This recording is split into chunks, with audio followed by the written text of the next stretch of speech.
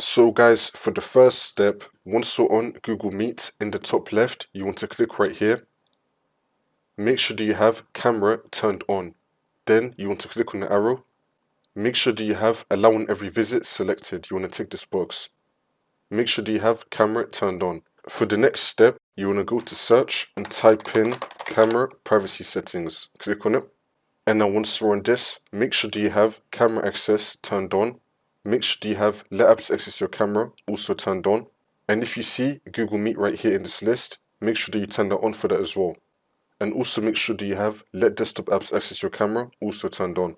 For the next step, you want to go to search and type in device manager. Click on it.